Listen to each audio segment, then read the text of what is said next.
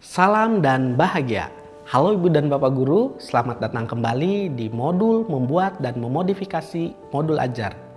Pada materi ini kita akan belajar membuat modul ajar untuk satu ruang lingkup materi pada jenjang SD. Kita akan menggunakan mata pelajaran IPAS sebagai contoh dalam video ini. Sebelum memulai, Ibu dan Bapak Guru dapat mengunduh terlebih dahulu contoh cuplikan ATP untuk mata pelajaran IPAS di fase B.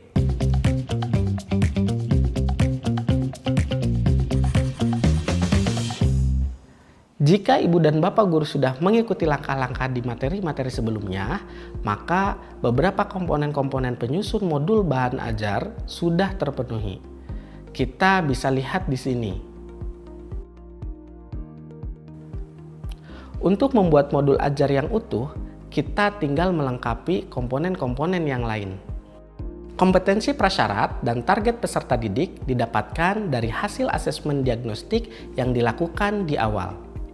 Terkait dengan asesmen diagnostik, akan lebih rinci dibahas pada topik asesmen.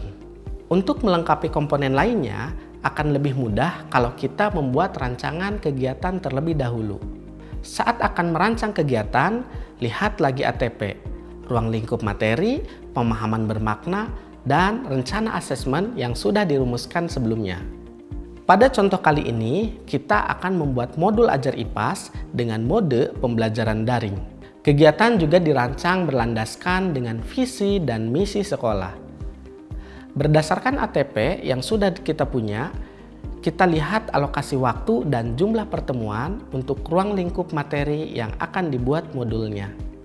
Dari contoh ini, kita memiliki alokasi waktu 5 kali tatap muka dengan durasi setiap tatap muka selama 2 JP. Dari tujuan pembelajaran, alokasi waktu, dan rencana asesmen yang sudah dibuat, kita membuat gambaran besar kegiatan untuk setiap pertemuan. Kita lihat di sini contoh kerangka kegiatan mengenai ruang lingkup daur air di fase B. Setelah memiliki kerangka kegiatan keseluruhan pertemuan, kita tinggal membuat rincian kegiatan untuk setiap pertemuan, termasuk pertanyaan pemantik serta sarana dan prasarana yang dibutuhkan. Karena kita menggunakan IPAS sebagai contoh, maka strategi kegiatan selalu mengutamakan keterampilan proses sebagai elemen dari mapel IPAS. Misal untuk pertemuan 1, kita rumuskan pertanyaan pemantik sebagai berikut. Dari kerangka kegiatan yang sudah dibuat, kelas dapat dimulai dengan curah pendapat mengenai peran air bagi kehidupan murid. Lalu dilanjutkan dengan curah pendapat untuk pertanyaan pemantik lainnya. Kemudian, murid akan mengamati kemana air di sekitarnya mengalir beserta kondisinya. Untuk itu, sebelumnya perlu ada pengarahan kegiatan terlebih dahulu. Murid menceritakan hasil pengamatannya di kelas. Guru memasukkan konsep daur beserta istilahnya berdasarkan hasil pengamatan murid. Selanjutnya, murid menyelidiki lebih lanjut dan membuat alur perjalanan air di sekitarnya dengan konsep daur air. Kegiatan ini dilanjutkan sebagai PR. Perhatikan bahwa kata kerja yang disorot merupakan keterampilan proses. Kemudian kita lakukan hal yang sama untuk pertemuan kedua. Pada pertemuan kedua, murid akan melakukan presentasi tugas mengenai perjalanan air yang dibuatnya. Maka kita bisa kembali menggunakan pertanyaan pemantik yang sama dengan pertemuan ke-1, karena pada pertemuan ini murid akan menjawab pertanyaan tersebut.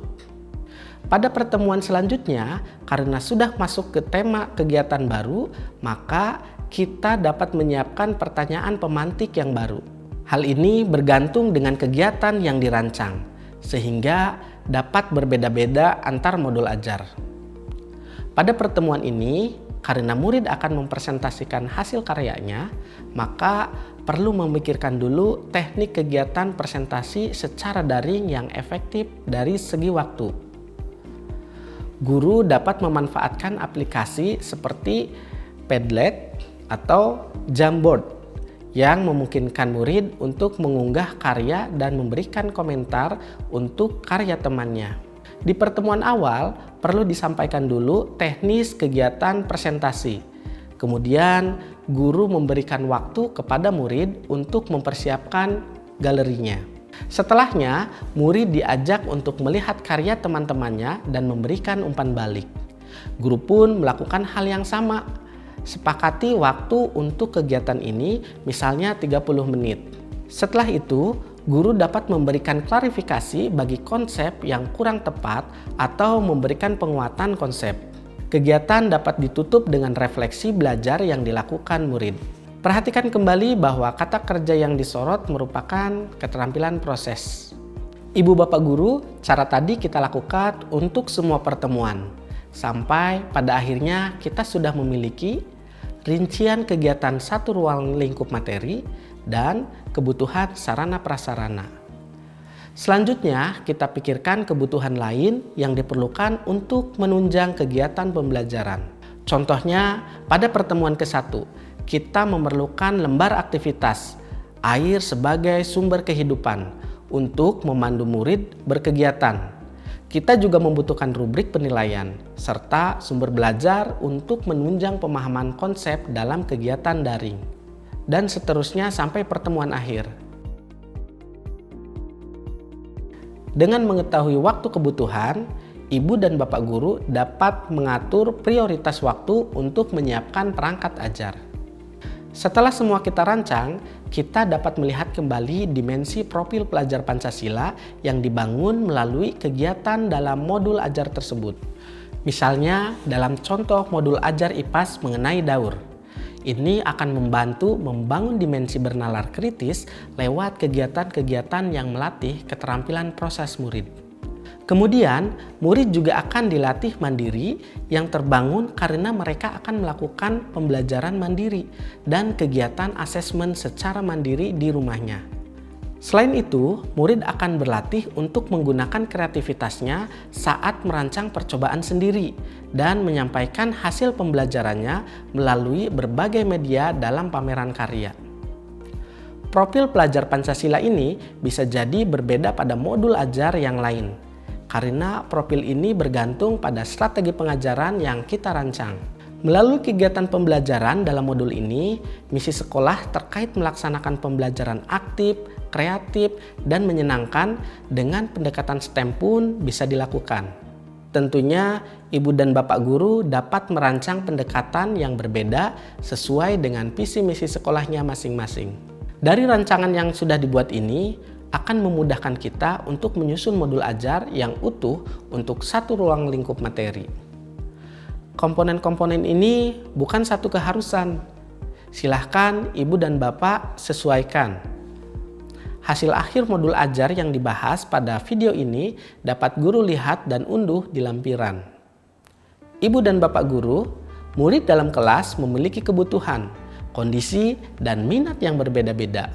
Maka saat membuat modul ajar, rancanglah kegiatan yang dapat mengakomodasi karakteristik murid yang beragam, sehingga murid pun tentunya akan lebih menikmati proses belajar.